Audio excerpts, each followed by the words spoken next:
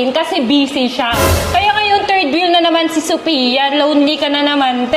O, te. Distansya, te, ha? Baka dumikit-dikit ka na naman kay Bobby. Kung makaasta ka, parang ikaw yung asawa. Ano pinagsasabi mo, te?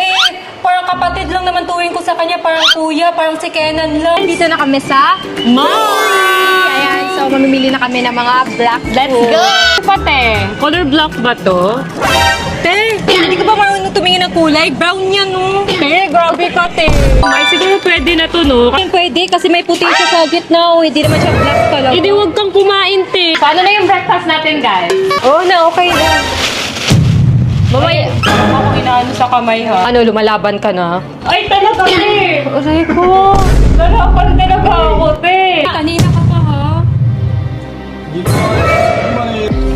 Ano kanina pa? Grabe ka, ha? Alam mo kung ano ng buhok, ha? Ano yung niluluto mo ba? Ano lang? Te, distansya o ambulansya? Ay, nagbibiro lang ako. Pinagtitipan ko lang kayo. Joke lang. Hindi, Wow, te. matikim nga. Gutom na gutom ako. Bawal.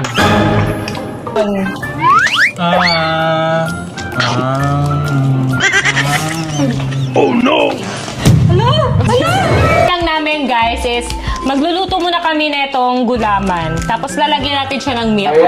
Parang ano. Ang ginagawa mo, doon yun ilalagay sa pinakuluan. Wala ka talagang alam sa pagluluto. Oh no! Aray! Susubuko kayo kay Sin! Kayo na magluto! To, Sophia, may tutong pa. Ano to? Kain na tayo! Tutong? Na, tutong na yan. Dapat pinakain yan, ha? Ganyan. Daw. So ngayon, Ay, ako nito ah. Ang gamot na yun. gusto mo ipasapa kita kay Sin?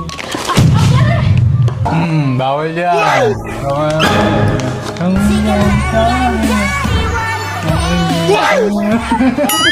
Umalis ka dyan kasi hindi ka naman marunong magluto. Aga! Aray ko! Ayoko na nga! Kainis naman!